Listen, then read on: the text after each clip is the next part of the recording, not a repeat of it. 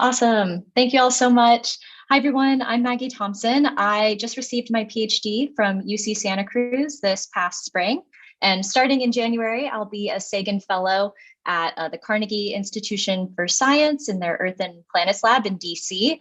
And currently, I'm talking to you all from Zurich. I'm doing a postdoc here at ETH, and I'm really excited to talk to you all. I'm sorry I can't be there in person, but to tell you a bit about the work that I've been doing to simulate young, rocky planets and exoplanets in the lab. So to help kick off this exoplanet session, and I'm sure we're going to be continuing to hear exciting work about this throughout the week, we are currently in an observational revolution in exoplanet science, in which we're not only just detecting exoplanets now, but we're also pushing towards being able to characterize the physics and chemistry of exoplanets and their atmospheres, and also in particular thinking about lower mass rocky planets. And so here, just showing, obviously, we have really exciting data coming online from NASA's JWST, and soon we'll be getting even more exciting ground-based data from ELTs. And if we're thinking about rocky exoplanets in particular and assessing things like biosignatures and potentially detecting surface compositions on these lower mass exoplanets, we are also going to need to start thinking about next generation missions like the Habitable Worlds Observatory, that will really help us comprehensively understand these worlds. And so in thinking about what we can do and are already doing now with observations, there's an exciting class of rocky exoplanets called magma worlds that tend to have extensive lava or magma oceans at their surfaces. And these are exciting because they have a good observational advantage. They have short orbital periods and bright day-side fluxes in infrared light. And so they're particularly amenable for us to observe them and characterize them today. And so here, this figure from Chow et al. 2021 is showing you radius and period of various planets that have equilibrium temperatures above 1000 Kelvin. And some of these, a couple of them are named here. You may recognize some of them, and they're already starting to be observed with JWST. And this class of planets are also really exciting if we think about Earth's perspective, thinking about Earth. And that's because we think that many low mass rocky planets likely have a magma ocean stage during their formation. This is true for Earth.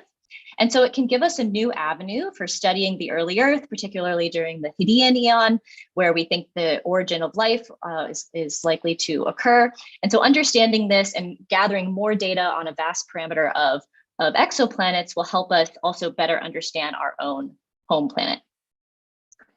And so when we think about rocky planets, one of the main things that we have to do is connect their interiors and their atmospheres. So this figure here from Lichtenberg et al. 2022, all the details are certainly not important. It's just meant to illustrate the complex interplay that goes on between a planet's interior and its atmosphere and how that changes throughout a planet's evolution. And if we think about exoplanets, the parameter space of what these planets' bulk compositions or the rocky part of them might be composed of is really vast. And it's likely very diverse and different from the composition of Earth or even other bodies in our solar system. And so in order to build this theory of how to connect the interiors and the atmospheres of rocky planets, it's important that we understand how volatile elements, the light elements like hydrogen, carbon, oxygen, nitrogen, how those elements behave across the different reservoirs of a rocky planet. And interestingly, there's a current lack of experimental data on compositions that are quite diverse from just Earth rock compositions.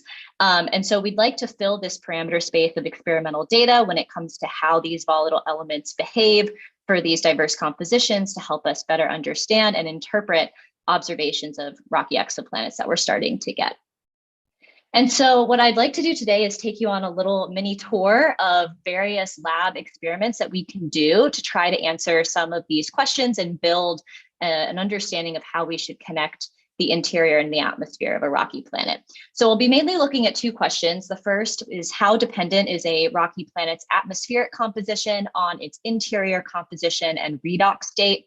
And by redox state, you can think of this as how much oxygen does your planet have? And then the second question that we'll look into is how do volatile elements, and in particular here, we'll look at hydrogen, and also hopefully carbon and oxygen. How do these elements partition between the interior, the surface, and the atmosphere for compositionally diverse materials that are representative of rocky exoplanets? So we'll dive into the first question here. The first is thinking about the compositions of the atmosphere and how those relate to the composition of your interior. And so the instrument that I've been using towards the end of my PhD to answer this is a high temperature thermogravimetric analyzer, or TGA, which is connected to a microgas chromatograph, or micro GC. And so this is a system that allows us to perform outgassing experiments in which we can take rocky materials, melt them, and simultaneously monitor both the mass change of your sample as you heat it, and then also the relative abundances of all of various volatile species that are degassed from your sample. And so here you have your TGA in this schematic represented by blue. We can heat all of our samples up to temperatures at 1600 degrees Celsius or below.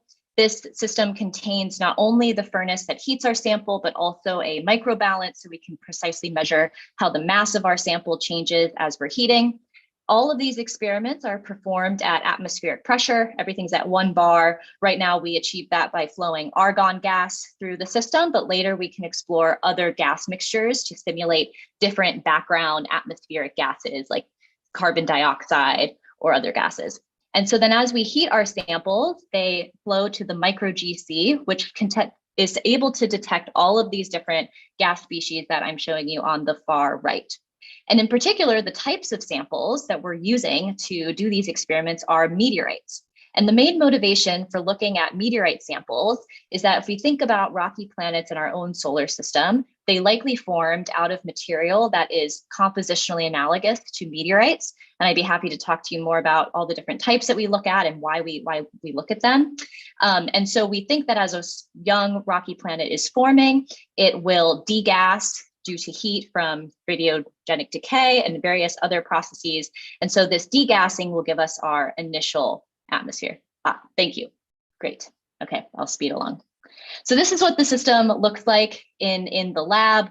It sits on 2 tables. It's quite small, and it's actually the first of its kind to be installed in the US. So it's really exciting. And just to show you very quickly what some of this data will look like, this is a particular meteorite named Krimka. Here you're looking at on the y-axis, think of this as relative abundance as a function of temperature, and all the different colorful curves show us the different gas species that we're detecting that are degassing from this sample. The gray line shows you how the mass of our solid sample changes as we're heating it.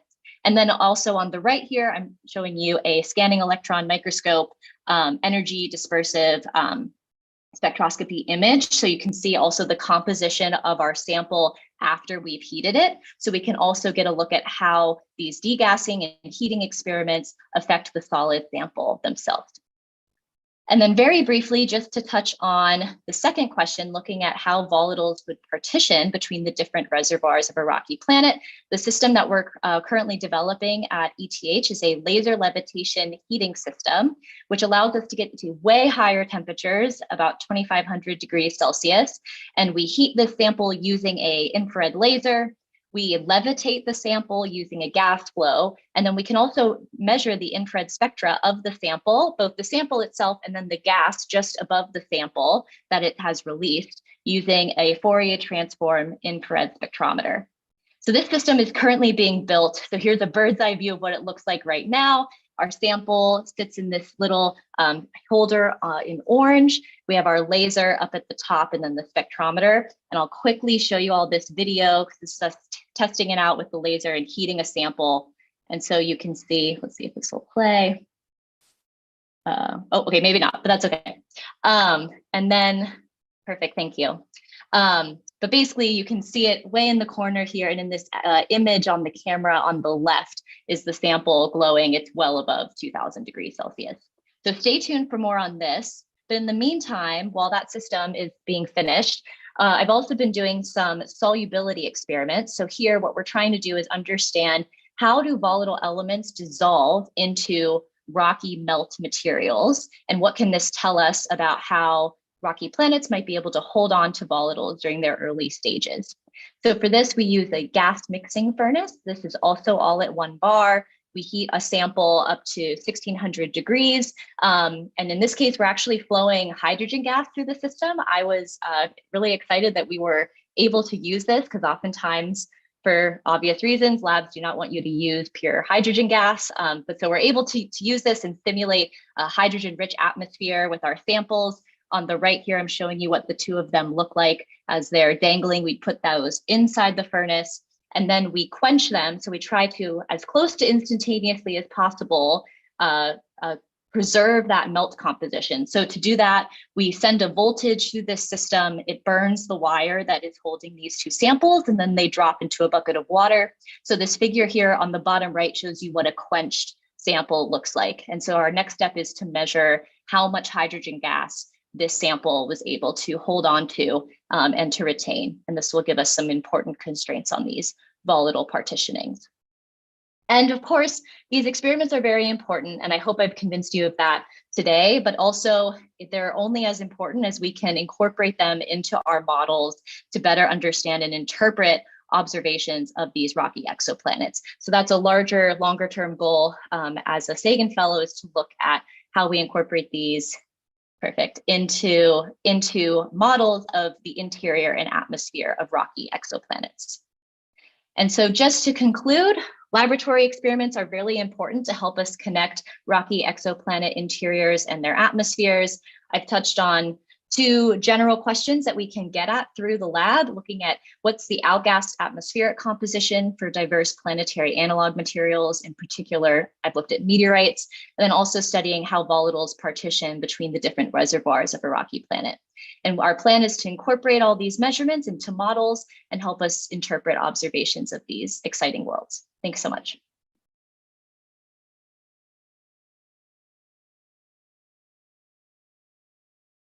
Thanks so much for a great talk, Maggie. It was awesome. All right, we've got a question here.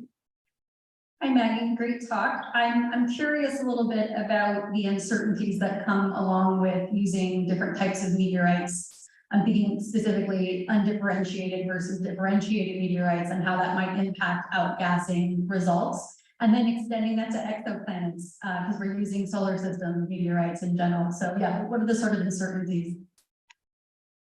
Yes, absolutely. I mean, there's a lot of things that we have to keep in mind.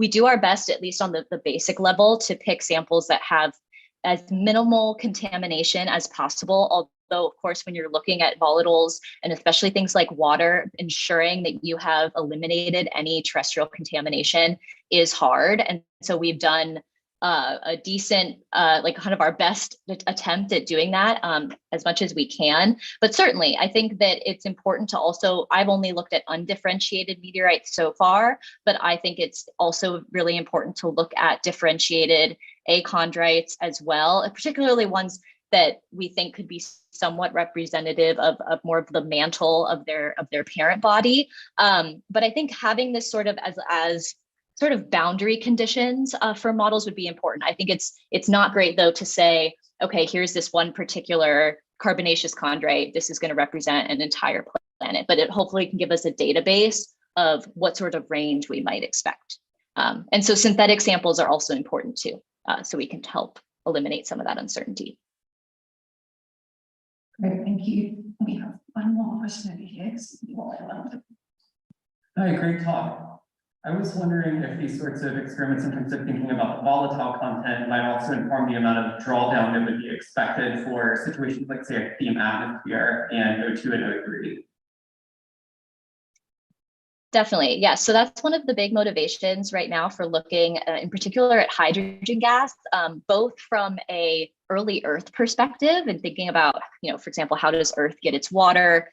Could you end up dissolving a certain amount of hydrogen gas and that influencing Earth's water? But also for sure for steam atmospheres and thinking about exoplanets and this, this sort of expectation that maybe we would detect water worlds that we haven't really seen yet. And so what sort of constraints that these experiments can maybe help the models that are trying to understand the likelihood of these sorts of worlds is very important. And I will also say, so all these experiments right now are all at 1 bar.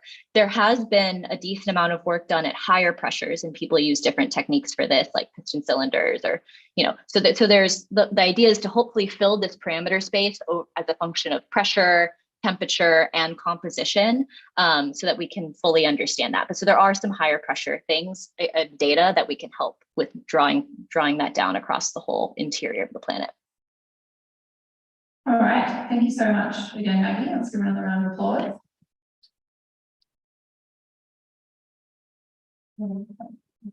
And our next speaker is Feng. Nice to meet you. Yeah. All right, so I think we need to share the screen on Zoom as well. Share first one. Yeah.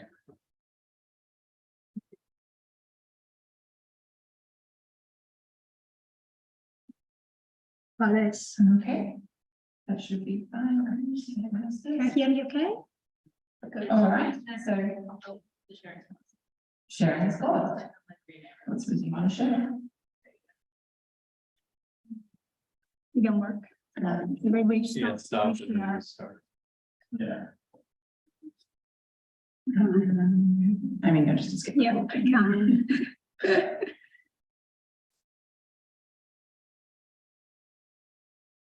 Sharing is good. Okay, let's try a different approach here.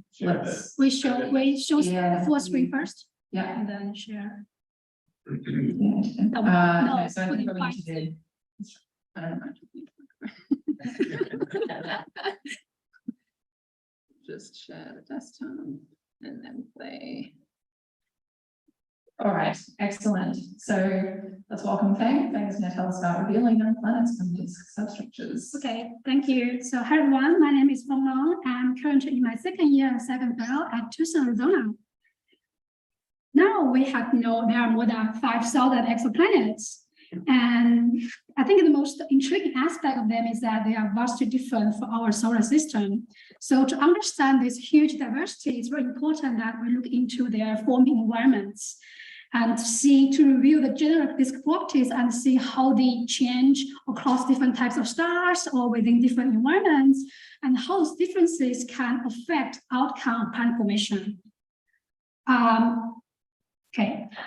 In the past decade, this field has been largely advanced by ARMA, especially due to its incredible spatial resolution. So those ARMA images, which is showing the distribution of large petals in the disk, telling us that most of the disks are highly structured, and they often showing us concentric azimuthal gaps and rings. And this high prevalence of features telling us that it must refer to something very fundamental to disk evolution and planet formation. And one most popular scenario is that those features are the imprints of planet-disk interaction. If we believe that, and then we can construct a young planet population. So by comparing the properties of gaps and rings we observe to simulations, we can know where the planet should be and how massive they are. So then we come up with this young planet population, which are showing those color symbols. You can see that they are very different from those planets we know. So they are mostly low mass Saturn or Neptune in the wide orbits. But however, without confirmation from the imaging, the presence of those young planets and their properties are highly uncertain, I would say. And one concerning issue is that there's many degeneracies in our models. To give you an example, so here I'm showing two disks, both host multiple sets of gaps and rings. And we can do models which do imperfect in expanded observations, while in HO tau on the left, we have to use multiple planets within those gaps. While for S209, we only use one planet in a wide gap that can account for multiple interior gaps, and by slightly tuning the disk viscosity. So there is a problem. So if we can simply relating one planet to one gap, that can be problematic. Then what should we do, right? If we're looking closely into this disk planet interaction process. Here, the movie shows we have a planet in the disk.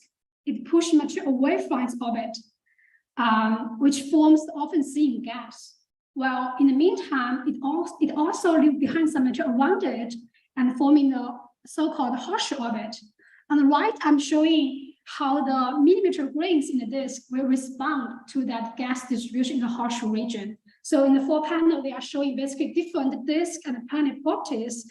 And in certain conditions, we see that those dust will be preferentially accumulated in those 2 Lagrangian points, L4 and L5, in a star-planet system. So this is exactly the same idea in those Trojan asteroids in our solar system. Those small bodies are occupied in the 2 Lagrangian points, and they are separated by roughly 120 degrees on that orbit. So this is very cool because now we can use this feature to find young planets, and we did find one. So this is Decathlon 15, which is a young system in Taurus. And in the past, we know that there's a big hole in the disk center. And now with 10 times better resolution of ARMA, we found that this disk can be resolved into multiple ring components. And in particular, we find a faint ring within that cavity. If you cannot see that clearly, I have the real profile. So the real profile, we see there's a small bump coming out at 42 AU. That's the feature I'm going to zoom into. And now here showing how the ring profile looks like in azimuthal direction. So you see that this structure is not really smooth. It has 2 very prominent features, and they appearing as a clump and an elongated arc. And very interesting, they are separated by 120 degrees, this characteristic feature. We can also zoom into this part more clearly to see them in the residual map. Here, this is the color bar shows the detection significance, and the red means positive residual. So we see that the 2 very clear coming out. If you compare with simulations, this is exactly the same idea we see in those models. So this comparison telling us that this faint ring is actually tracing a planet horseshoe orbit, and the 2 arc and the clump actually tracing the dust trapping in those 2 Lagrangian points. So in this case, we can predict very precisely the planet should be at that location in the middle of the 2. So I think this is very great because then we can construct some highly targeted search of planets at that specific location. Actually, we do have some planet observations with LBT and with BOT gravity. Hopefully, we can find that planet signature there. Then we found another case. I think this is really promising in the future. That is another disk of DQ tau. You see that same feature at that system, and also in 2 different wavelengths, which is reassuring that we're really telling and detecting the real signal there. I'm showing the 2 side by side because I want you to notice that the 2 are on very different scale. So DQ tau is only 0.2 arcsecond, but that one is 1 arcsecond, so very different. I want to remind us that actually most of the disks in our universe are as small as DQ tau, sometimes even fainter. So proving them is really a challenging task. I'm going to highlight this point by looking at this figure. So you see that there's a lot of disks. They are around M-type stars, but they are quite faint and small. And they haven't really been observed with ARMA at high resolution. So we don't know about their disk structure. We don't know if they are really different from sun-like stars, but we do know the planet occurrence rate are very different in the 2 types of stars. So that is a problem. And now we are going to really look into the system. So we have proposed for ARMA to freely map planet space. So here are some initial results. Within the data we have been delivered, we found that, okay, there's also a large fraction of this. They do show features. And in particular, they all show inner cavity. And this is a significant difference from sun-like stars, and they might have some implication for how disks evolve and how planets form there. And among those 6 targets, I would want to really mention this big guy. They have double ring there. It's really rare to have such a big system, a large disk, 100 AU around M4 star. So I think this makes a very good example to searching for young planets. And of course, we tried with 1 baseline type observation and failed. We can only but we are able to rule out the presence of giant planet in the outer system.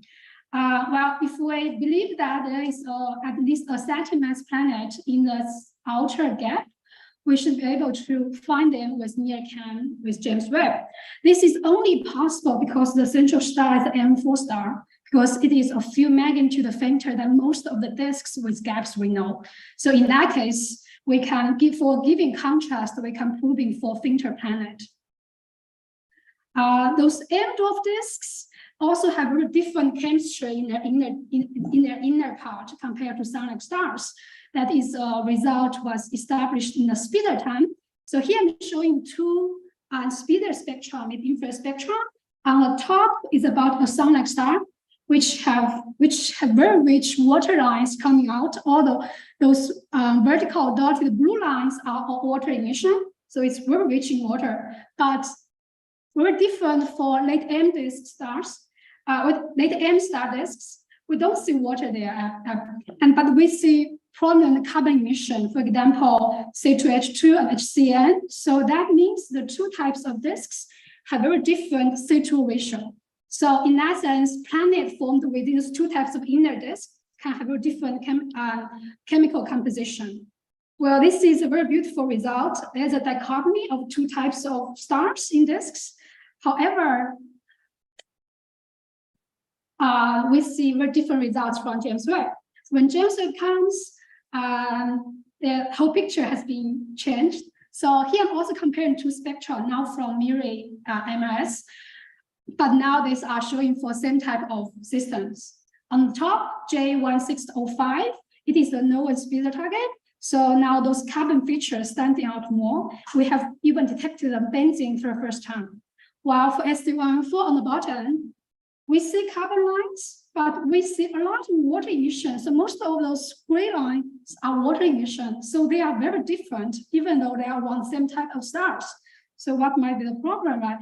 Or the cause for this difference? There's a very beautiful, obviously beautiful hypothesis we came up a few years ago that this chemistry in the inner parts are somehow related to the gaps rings I previously mentioned. This is because those icy particles in the outer disk, they are expected to migrate inward due to aerodynamic drag. So for those on the left, for those small disks, we assume that they have lost their outer disk, and those icy pebbles, when they migrate inward, they can, when they are close to the water slow line, they can sublimate and enrich the water vapor in the inner disk. While for larger disks with gaps or rings, those icy pebbles are trapped locally, so they couldn't supply to the inner region and they become water pool. This is a very nice picture. However, it didn't fit into our targets. So the water-rich target ST114 is actually brighter, larger with substructures. So things become even more complicated now with James Webb. So there are definitely more branches in playing here. I will just say that we are at this early stage of James Webb. We are working hard to really proving more disks. So can enlarge our parameter space to see what are other degeneracies or dependencies there. And hopefully we can get more results in the coming few cycles, even including my James Webb program area. Thank you for your attention.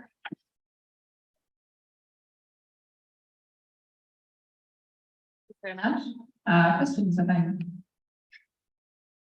Great, I'll go first. So you said very early on that you can have multiple gaps in the disks, but only one planet. Yeah. So like, what's the mechanism for which like a planet carves a gap, but then also somehow carves a gap further in? Yeah, so depending on how the disk viscosity looks like. So if you have a low viscosity, then the density waves can propagate longer into a disk. So when they have shocks, they can produce multiple gaps material to that. Yeah. Cool. Okay. Other questions? I don't know who put their hand up first. Honesty system. Great. Great talk. I was wondering what the dust distribution would look like if there are multiple planets within that disk. Would you expect them to be disrupted or dominated by a large planet or something else? Yeah, that's one thing we are really looking at. Maybe Charles will mention that later. So there's sometimes we see also gas gas gaps in those dust gaps, but some people don't see that. So that can infer that maybe there's no planet. We don't see that clear gas gap there. Yeah. Thank you. Maybe one more quick one. Really nice talk. I wonder what fraction of the observed disks have horostral orbits so far? We only find, so here I have two, and there's another two system. They report to have those features, but in that case, they only see dust in one archaeological point, not both. So we are still very early on. I only found this in the last year, so I think there's a potential in the future of finding more in those observations. Yeah. All right, unfortunately, we have to move on. So let's thank Feng again.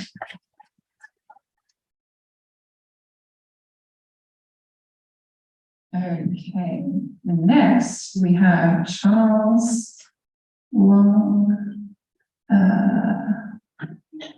Don't see your slides, maybe. Oh, law. Sorry, I mixed up. Combined with the names. My God. So we're still sharing, so this should be fine. Brilliant. So let's welcome Charles, and Charles will be telling us about chemical signatures of ongoing planet formation in protoplanetary disks. Take it away. All right, thank you. Hello, can everybody hear me back there? Great. All right, so yes, I'm going to be talking about, let's see, great. I'm going to be talking about, all right, I'm not going to touch it. Some chemical signatures of ongoing planet formation and disks. So this is talking particularly about a recent paper with Alice Buthen and Karin Oberg. So I just want to, Feng did a really excellent introduction to protoplanetary disks. So I'm just going to say my interest in these disks are really because they are the last stage where we have substantial reservoirs of primordial molecular gas. So they really make ideal settings to study the chemical conditions during the epoch of planet formation. And in particular, it's important to note that planet formation is well underway in these disks. And what that means is that we can directly observe the environments from which these planets are actively assembling. And just to show you some other beautiful images with ALMA, what we can do with very highly sensitive observations and high angular resolutions is really map out the distribution of the dust. Here in the right is the millimeter dust distributions, and the other panel here is the molecular gas. So as Feng alluded to, even in the molecular gas, many times we see substructures, that is rings or gaps in the molecular gas, as well as in the millimeter dust. And the millimeter dust here really is the planet-forming reservoirs in these disks. But the real problem, as Feng had mentioned, is that it really remains difficult to unambiguously connect an individual substructure that you see here with the location or the properties of any particular planet in these disks. And this is a particular problem. So I'm going to come at this from a slightly different angle than Feng did, and I'm going to use gas. So first, why not just detect the planets themselves? So you could look for something called a circumplanetary disk. You could look for the little signature of the millimeter dust in a disk around the planet itself within the broader protoplanetary disk. And there are a few poster childs. PBS 70 is the example where we can actually see two planets. We can see their circumplanetary disk, the dust around them. Here's a really beautiful image of that. But the problem is that this detection method, there's been searches, but in general, detections remain pretty scarce. And this may be due to some fundamental limitations. We may have depleted millimeter dust in these circumplanetary disks. They may have a high fraction of gas relative to the dust. So that leads me to my question. What about the prospects of using chemistry, of using the gas directly to go out and hunt for these planets? And we have good reason to suspect that this technique might work. And so if you take a typical protoplanetary disk and you have a giant planet, so something that is a Jupiter mass or larger, and you stick that in a protoplanetary disk, you really expect this to alter the disk structure, both in terms of the physical structure and the chemistry. And here's an example of that in one of many models that exist of this, where you put a planet in the disk, you see that you have heating localized both radially and azimuthally around the planet location. You see the radial location at the top and the azimuthal location here in the bottom. And this heating induced by the planet really should trigger some chemical changes that we should see and that we can go search with ALMA. And what's nice about this is that it really should be localized. So at a particular radius and at a particular azimuthal location of the disk. So we should be able to look for chemical asymmetries that are really signposts of an ongoing planet formation in these disks. So what has been done? Very recently, there's this paper by Alice Booth, where she was able to show that in this disk, HD 100546, at the southern part of the disk where there's a known to be a giant planet candidate, this was the exact location where we see emission from SO, so it's from sulfur monoxide gas. And it uniquely peaks right where the giant planet is in the south of the disk and not anywhere else throughout. So really this is telling us that something is going on at that location to generate this gas phase SO. And what she also sees is that if you look at the spectra from an 8.5-year baseline from an early ALMA cycle and a late ALMA cycle, you can see that the spectral profile here of the SO actually changes. And this baseline 8.5 years is a substantial fraction of the orbital period of the orbital motion of this planet. It's only at 10 AU. And so what we're seeing here is actually the gas responding to the planet's motion in this disk, what we think we're seeing at least. So this really lends some evidence to the fact that we can use gas signatures to go after giant planets in these disks. So that leads me to what I want to talk about today, which is this particular source, HD 169142. This is a face-on protoplanetary disk that is relatively nearby around a Herbig star, so relatively massive star. And so as Feng alluded to, we expect a planet actually to be located right there. And this is because you see a gas surface density depletion right at that radial location, as well as a very deep gap in the millimeter dust. So the picture here is that we have this giant planet that is carving out the material both in the gas and the dust at this location. There are a variety of models that are able to reproduce the morphology of the gas and the dust by sticking at least one Jupiter mass or larger planet at this location. And so this has been the picture up until a few months ago when the planet was actually seen. And so this is an image from VLT Sphere in scattered light, where a team was able to show using archival data that there is a point source right where the planet is expected, and they can actually watch that point source move in Keplerian fashion. So there's a point there for 2015, 2017, 2019. So you're watching this point source where you expect the planet to be move as you expect it to be. And I think if you search online, you can actually see a movie where they actually show the orbital motion of this point source. And moreover, they detect an outer spiral wake here in the scattered light, which all agrees with our theories of having a giant planet at this location. So that's great. So now we have a confirmed giant protoplanet HD 169142b in this disk. But at the same time, I was actually looking at some ALMA archival data concurrent to the study being led by Ian Hammond that detected the planet. So we had this very nice ALMA archival data. So some nice 12CO, 13CO maps here, all at very high angular resolution and sensitivity. But what I was particularly interested in was parts of the spectra that wasn't being analyzed. It was so-called continuum. And it turns out there were some lines hiding in that continuum spectral window. So if we focus in on the center region of the disk within the center 100 AU or so, what we detect first is SO emission. So this is now the 5th such detection of SO in a protoplanetary disk. And what we think we're largely seeing is this disk is warm and the things are coming off the ices, they're sulfur rich, and so we're forming SO, and that explains the broad ring at least. But what was particularly exciting was this detection here of the SIS molecule. So this molecule has been seen in other ISM settings, and it's traditionally associated with shocks, but never seen in a disk setting before. And as you might notice here, the morphology of the emission is particularly strange. It doesn't look like a circle, it doesn't look like a disk. It really is this arc-like emission to the north here.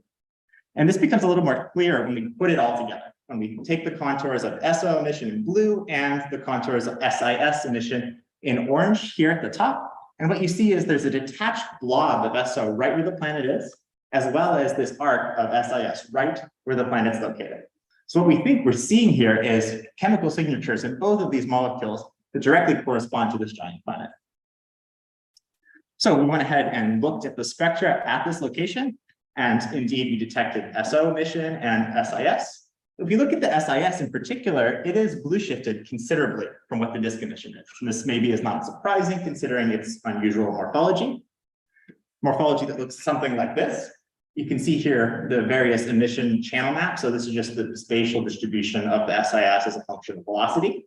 And if it was coming from the disk, you'd expect it to be inside of this white region here, Keplerianly rotating around your star, but it's not. It's in that orange region here. Looks very much like a shock or some other morphology that's not disk-like. What we also find is if we go back and look at that nice CO data we have, we actually find a counterpart to the planet in the 13 CO too. So that there's this little peak right here, that if we go ahead and make an image of that, we see that there's a blob of spatially detached emission in 13 CO at the planet location as well. That's totally separate from the Keplerian gas in that disk. And, well, we looked at the 12 CO and it's there as well. So it's sitting right next to the planet, a little detached blob of 12 CO. And I should say both of these, when we look at the spectra, are considerably blue shifted from where we would expect them to be if they were part of the disk. Okay, so putting all this together, we take all the contours of all our different signatures and plot them all together. And they're all right around where the planet is located. And this is by far the most number of chemical signatures we've ever seen associated with the planet in a disk. So what do we think is actually going on? What's causing these asymmetries? The fact that we see SO and particular SIS really suggests that we're seeing some sort of shock. And we think it's a planet-driven outflow that's causing this, shocking the gas. We need to get the SI, the silicon off the grains to actually form gas phase, SIS, so we can see it with ALMA. So this really all is pointing to the planet, shocking the gas, and we're seeing the gas responding to the planet being there. So one big caveat is we really need deeper observations and those at a higher velocity resolution. So for ALMA, we had channels here around 0.45 kilometers per second.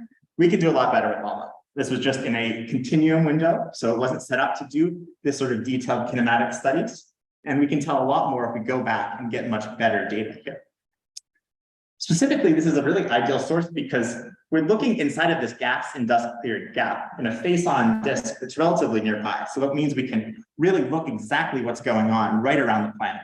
It means we can search for more hot gas-phase chemistry that maybe we've never seen in a disk before, see lots of new molecules around this planet. And critically, we could even measure the C to O ratio of the gas directly around the planet, possibly accreting onto this planet. And just to look forward, if we can really establish that these molecules, these sulfur and these silicon-bearing molecules, are unique tracers for giant embedded planets, this really gives us a powerful template to go on and look at other disks to search for other types of chemical asymmetries. Since there are many other protoplanetary disks with expected planets, we could use these molecules to go ahead and use them as new tracers for giant embedded planets.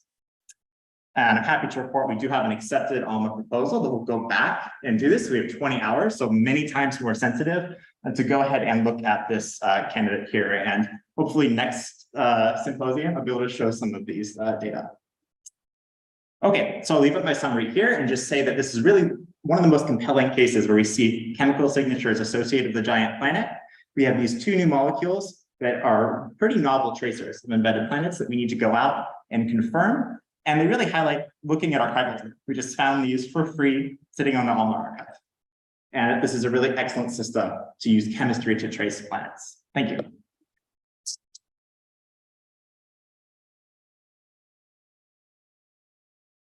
Very much, Carl. Excellent. Any questions? Yes. Great talk. What's going to be the velocity percentage of your new observations? They'll be around 4 or 5 times higher, like 0.07 kilometers per second or so. Other questions? Do you have the capacity to look for any other interesting chemical tracers? I mean, I see these and immediately think, okay, what about SIO? That's the number one thing we want to go look for, because that's why SIO has not been seen. In fact, Alice looked for it in the other disk, HD100546, and didn't detect it. But the fact that we detect SIS, if you look at that location and you ask what the column density ratios of SO and SIS, nearly unity. So if any disk we're going to find SIO, probably this one. So we're targeting it. Any other questions from the audience?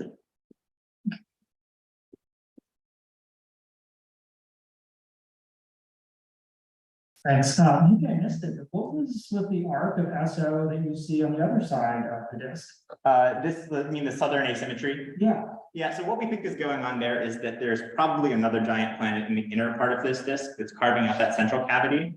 And there's known evidence from optical interferometry that there's a misaligned inner disk on sub-AU scales. And if you have that, there are models that show that that will just induce a asymmetry in your X-ray illumination and thus in your gas temperature. And that explains sort of the broad asymmetry at SO. Because SO in the models that people have run, SO is the most likely molecule to be broadly asymmetric like this. So we think we can explain both of the general ring asymmetry as well as that detached blob up there. One's a planet, one is probably a misaligned inner disk due to another planet. Thank you. Very cool stuff. Let's thank Charles again.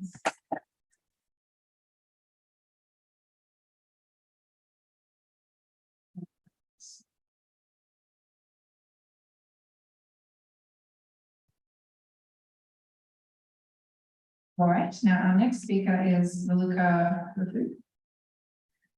And this PowerPoint takes its time.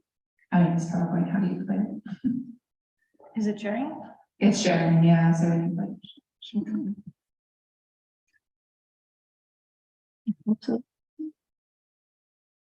excellent, that seems to be working. So Raluca is going to tell us about the origin of compact exoplanetary systems during disk infall.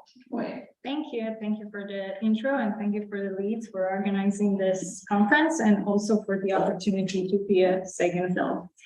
So compact exoplanetary systems, it's surprising that I'm the first one that's going to talk about compact exoplanetary systems. So what are these systems? This is a subgroup of exoplanetary systems that have multiple planets that have similar sized planets. So each planet is kind of similar to its neighbor. It has, they are rocky Earth to sub-Neptune sized planets. Their orbits are compact, and their orbital periods are days to weeks, which is very similar to the periods of satellites around gas planets. But there's an additional property that I want to emphasize, and that is that if we look at a total planetary system mass and normalize that by the primary star, we can see that all of these systems have a common mass ratio. So this is on a wide range of stellar masses from 0.1, which is the TRAPPIST system, up to solar-like stars.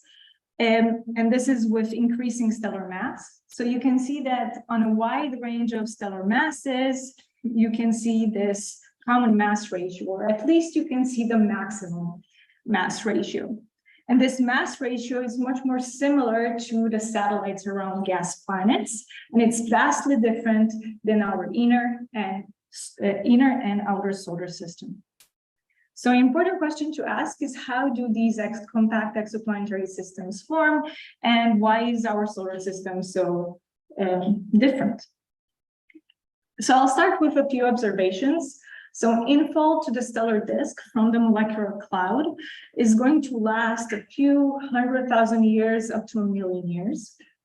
And usually the standard assumption is that planetary accretion is going to start only after the infall ends. And this might be true for planets in our solar system where the orbital periods are large, but for these compact systems where everything is so close to the primary star, accretion should start earlier, and the timescale of accretion is somewhat similar or even smaller than the infall timescale. And if we look at recent ALMA observations, we do see signs that accretion has started to occur in young systems younger than about 1 million years. So if planets start to accrete during infall, are they able to survive the disk phase? And if they survive, what would be the expected properties of these systems? So in this model that we're trying to put forward, we assume that planetary accretion starts during stellar infall. So gas and dust from the molecular cloud falls onto the primary star, but because it has too much angular momentum to be accreted directly onto the star, it forms a circumstellar disk. And initially this disk is, the range is up to centrifugal radius, r sub c, and this centrifugal radius is just a measure of how much angular momentum is in that molecular cloud. And we assume here that r sub c is somewhat small, a few AU. And the gas disk is in this quasi-steady state between the infall and the viscous spreading. So the gas itself is going to spread inward and outward due to viscosity. But the dust, once it's in orbit, is going to collide with other dust particles and aggregate to form larger size particles. And they're going to decouple from the gas. So while the gas spreads inward and outward, the dust will preferably remain in this inner region. And the disk metallicity is going to increase and will create favorable conditions for planets to form. So planets start to accrete in this inner region, and once they grow, the type 1 migration acceleration increases and they migrate inward. And eventually the planets grow to a critical mass, which we call encrit, and that is where the growth timescale is comparable to the migration timescale. And beyond this mass, the planet is going to fall inward and be lost. But the infall replenishes the disk with new dusty material, so new planets can accrete and migrate inward. And eventually the infall will end, and the gas disk will dissipate due to viscosity and photoevaporation. And the type 1 migration will slow down, and you're going to form the last planetary system, the final planetary systems, and for a range of conditions, which we're going to talk about here. And this is reminiscent of formation of satellites around gas planets, because when a gas planet forms, let's say Jupiter, is going to open up a gap inside the circumstellar disk, as we've seen in previous talks. But inside this gap, dust and gas still fall onto the planet and form this circumplanetary disk. And inside the circumplanetary disk, the Galilean satellites are formed through this accretion and migration concept as well. But there's a difference between circumplanetary disk and circumstellar disks. The circumplanetary disk is going to disperse when the infall stops because of photoevaporation. And we know from observations that the circumstellar disk is going to be longer lived than the infall. So the question is whether planets are able to survive the prolonged disk phase or whether they're going to migrate inward. So to answer this question, we performed N-body simulation of the last few percents of the stellar mass infall. We mimicked the solid infall by adding bodies inside the inner region on a rate that is exponentially decaying on a timescale tau n. We include type 1 migration, which is proportional to the mass of the planet and the surface density of the disk. And we assume that the surface density of the disk is in this quasi-steady state initially between the infall and the viscosity. And for the viscosity, we assume just a very simple alpha disk model. But the gas disk will dissipate on a time scale tau g. So we have tau g, which is the lifetime of the disk, and we have tau n, which is the infall time scale. And this is one of these simulations with tau g over tau n of 1.3. And you can see that planets start to accrete. They would reach this dashed line, which is the critical mass. And beyond that, they will fall in. But new planets accrete and replace those planets. The surface density eventually decays and type 1 migration slows down, and you form the last planetary system.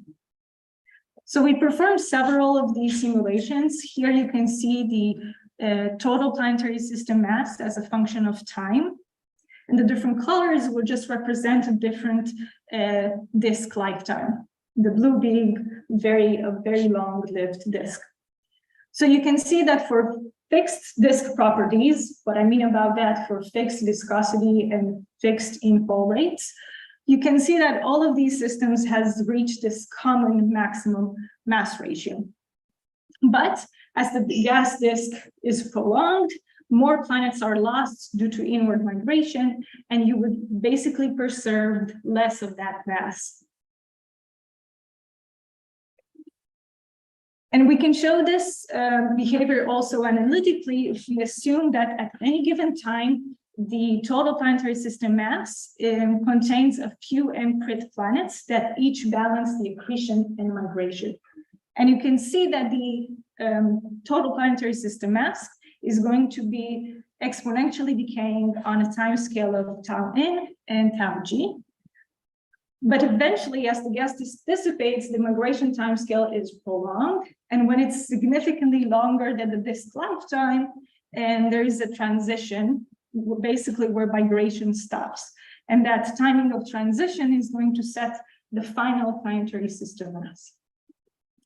So here you can see the final planetary system mass. The bullets are the simulation. The dashed line is the analytical estimation. The x-axis is just tau g over tau n. And now you have to question, well, okay, Raluca, but what are the typical tau g over tau n for compact exoplanetary systems? And to answer this question, we made a 1D gas disk model that includes infall, viscosity, and photoevaporation. And we find that for compact systems, about tau g over tau n, about 1.3 to 2. And this is because most of the mass is transferred close to the star, where the viscosity and photoevaporations are increased. And for that range, we see that we can preserve about 20 to 40% of the maximum accreted mass. And the final planetary system mass is also a function of the disk properties. Here you can see viscosity over the gas to solids in the infall. And what I want you to take from this figure is that on a wide range of viscosities, 3 orders of magnitude, the total planetary system mass only ranges about one order of magnitude, even though we included here different primary masses. So there's a relative weak dependence on the disk viscosity and infall properties. And this would mean that most of the systems will have the common mass ratio that we see in observations. And for likely viscosity values, we can replicate the 10 to the minus 5 to 10 to the minus 4. So to conclude, if accretion indeed started during infall, we show that planets are able to, that are formed during infall, are able to survive the gas disk phase, even with standard type 1 migration.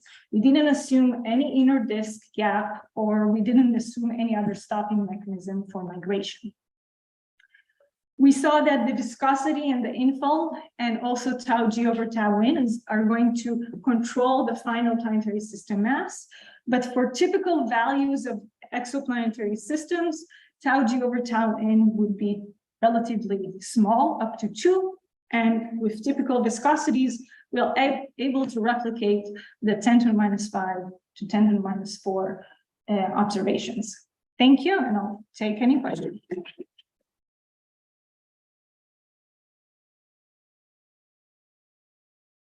Very much, Raluca. Any questions? Yes. Thank you. Great talk. How different would you expect multi-D disk models to be compared to 1D disk models? That's a good question. I did compare them with 3D models, and I didn't see a lot of differences. But maybe the turbulence would be important if you include it. So maybe there's more fragmentation in the disks.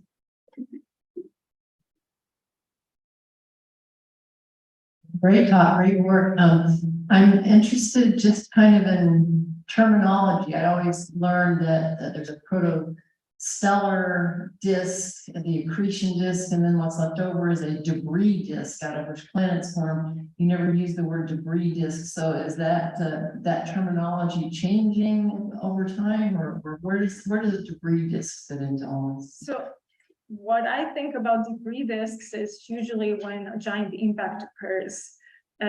So I'm not here in these simulations. I'm not talking about specifically about what happens in these giant impacts. We just assume everything merges together, the mass.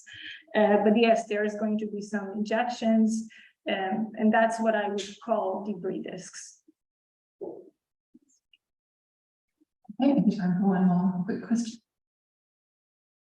Great talk, Raluca. I was curious, why TRAPPIST-1 math ratio a bit higher than almost all of the other ones that you showed? Nice. Yeah, so I didn't show all the math, but there is a dependence on the orbital periods of these planets. And so if TRAPPIST is much more compact, so if you form everything there, you have a slight preference of a higher mass planet. Okay, great. Let's thank Raluca again.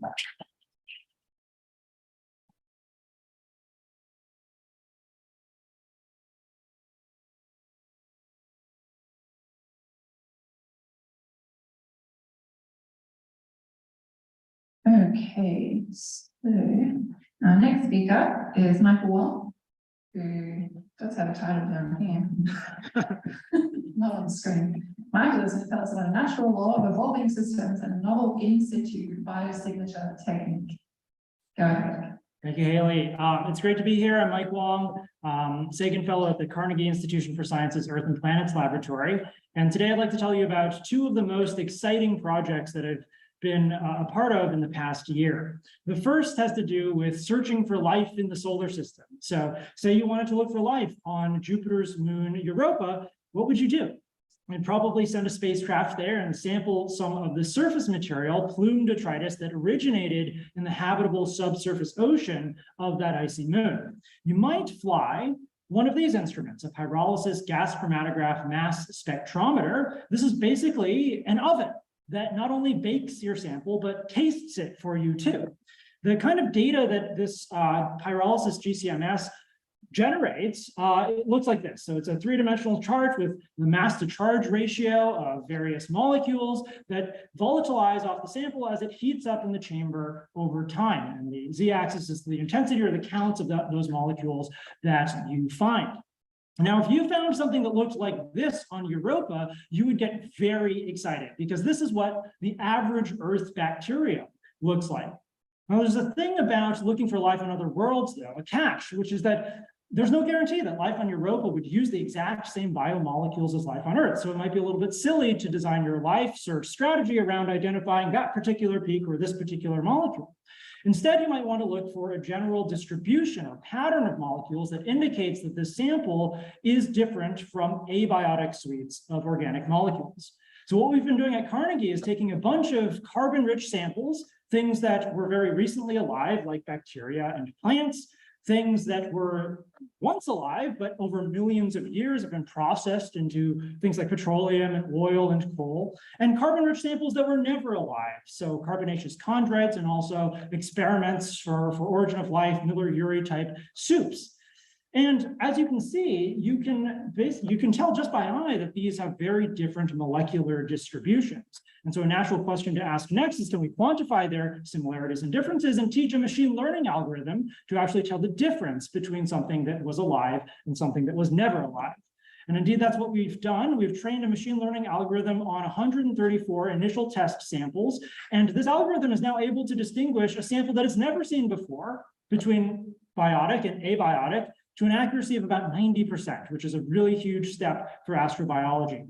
So what you're looking at here in this diagram is a PCA plot. So the first two of 20 principal components in our analysis.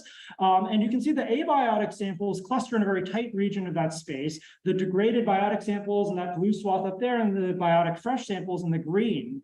So not only can the machine learning algorithm tell the difference between biotic and abiotic samples, it also clustered the highly degraded samples, those petroleums and oils and shales, differently from those biotic fresh samples. And that's really cool because we never taught it how to do that. It actually did that on its own because we only taught it the difference between something that was alive and something that has never been alive.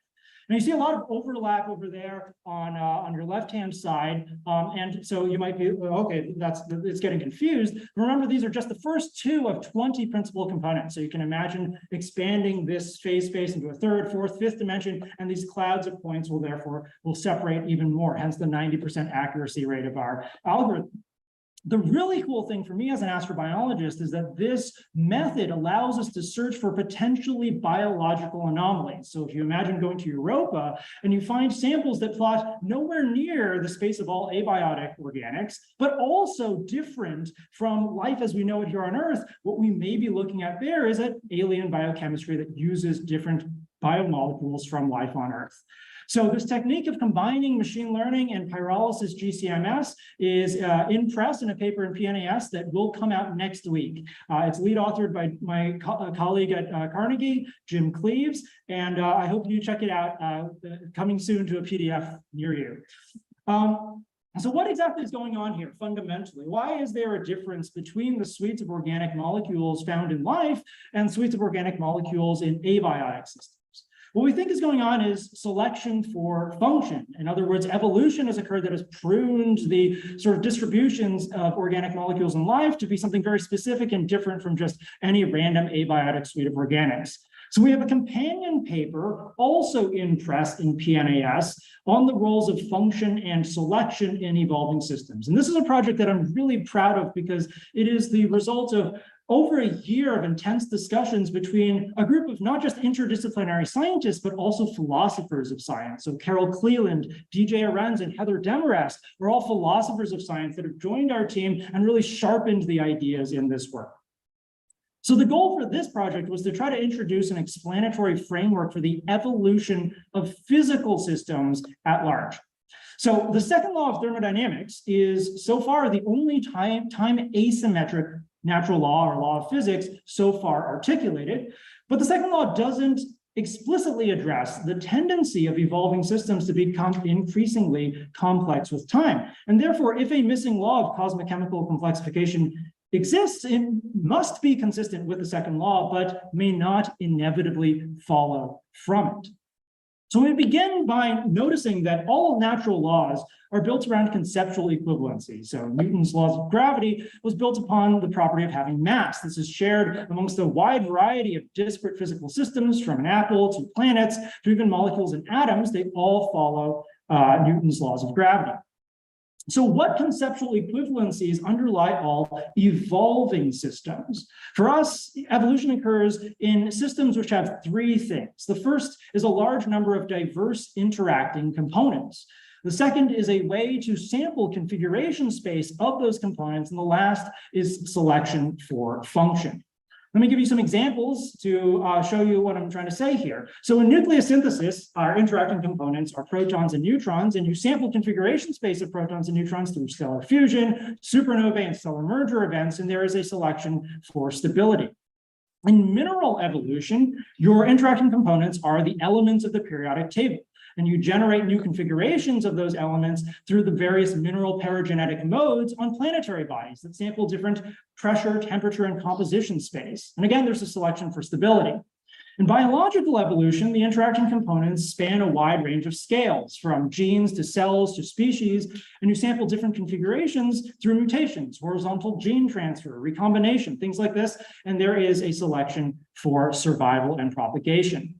So I think the most mysterious thing at this juncture is this idea of selection for function. So the next thing we needed to ask is, what are the most fundamental selective forces in the universe? What functions does the cosmos actually care about? So we try to outline these fundamental sources of selection. We think there are three. Number one is for static persistence. This is just that configurations of matter tend to persist in time unless kinetically favorable avenues exist for their incorporation into more stable configurations. So we get long-lived stable isotopes, stable metastable crystals here on the surface of the Earth. And these out of equilibrium structures provide the universe with free energy gradients that can then power emergent dynamic systems that have some kind of dynamic persistence in which processes can emerge, and any process that has a causal efficacy over the system's dynamic persistence could be called a function. And finally, we have a selection for novelty generation, because the discovery of new functions that promote the dynamic persistence of any given system raises that system's kinetic barrier against decay to equilibrium. We see this all the time in life. Life is really good at exacting one pre-existing function for another, or even changing its mutation rate in bacteria when they are under stressful conditions to try to solve for new solutions in their environment. So given this functional view of evolving systems, what might be an auspicious ontology for a law of increasing complexity? Here's where I'll introduce this idea of functional information, which was pioneered by Jack Szostak in 2003 and expanded upon by Bob Hazen and colleagues in 2007. So given a system X and a degree of function E sub X, F of E sub X is the fraction of all possible configurations of that system that possess a degree of function greater than E sub X. And so the functional information of any system in units of bits is the negative log base 2 of that fraction of all possible configurations that can perform the function greater than E sub X. So given this definition of functional information, we must ask ourselves, why would this change over time for any given system? And there are two reasons why this might change over time. First is strengthening selection pressures. So if you strengthen the selection pressures, you'll decrease the space of all possible configurations that can perform that function adequately. If the fraction of those configurations goes down, then the functional information goes up. The second is a configurational space expansion. If you allow for there to be new types of configurations, then again, that fraction of configurations that performs the function will go down. The functional information of your system will go up. Let me give you one of numerous examples that we took from Earth and planetary science to illustrate this concept. This is the example of the Great Oxidation Event. So 2.4 billion years ago, microbes, cyanobacteria, injected a lot of oxygen into Earth's atmosphere by performing oxygenic photosynthesis. So during the Great Oxidation Event, there was a configuration space expansion of our biosphere. Abundant oxygen provides a source of new component diversity and also a new free energy source to do combinatorial exploration with. At the same time, there's a strengthening of selection pressure. Oxygen is a very reactive gas, and also aerobic metabolisms that emerged after the Great Oxidation Event will start to compete with anaerobic metabolisms that were potentially less efficient. So here we propose a new natural law, emphasis on the word propose, the law of increasing functional information, which states that the functional information of a system will increase, that is, the system will evolve if many different configurations of the system are subjected to selection for one or more of those fundamental functions. So this law is supposed to complement the pre-existing second law of thermodynamics as a time asymmetric law of the universe. The second law talks about the decay of a closed system to equilibrium over time. This talks about an open system increasing in functionality and complexity with time. There are numerous big picture implications of this type of law of functional information, thinking about evolution writ large. Can we understand what functions were available or were selected for at the origins of life? And then also, maybe there are certain ways to look for life that look for the consequences of selection for function, such as the first paper that I told you about, looking for patterns of molecules that reflect an evolutionary process, or also in the work that I want to continue to do as a Sagan Fellow over the next few years, looking for planetary biosignatures that reflect this kind of relationality and functionality operating at the global scale. So with that, I'll stop and take any questions you may have. Thank you.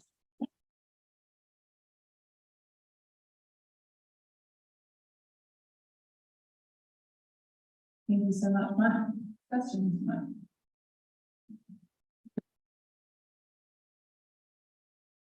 Hi, Michael. Thank you for your talk. I was wondering if you can comment more on the machine learning algorithms. Yeah. And the 90% accuracy. How are you estimating the uncertainties on those specifications? Yeah, so that's a great question, Luis.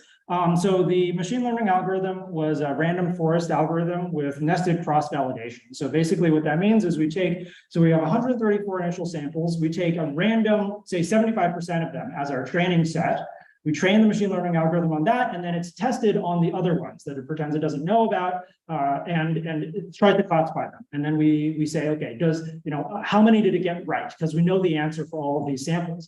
And then we ask it to do that again, the different random 75% as its training set, and then and it learns through iterations to try to figure out and reach that 90% accuracy. Does that answer your question? No. How do you get the error bars? Do you have an estimate for the error bars? The error. You could get an estimate and be very wrong, but. Okay, we should probably talk offline because I'm not sure what you mean by you can have an estimate and be very wrong. Yeah.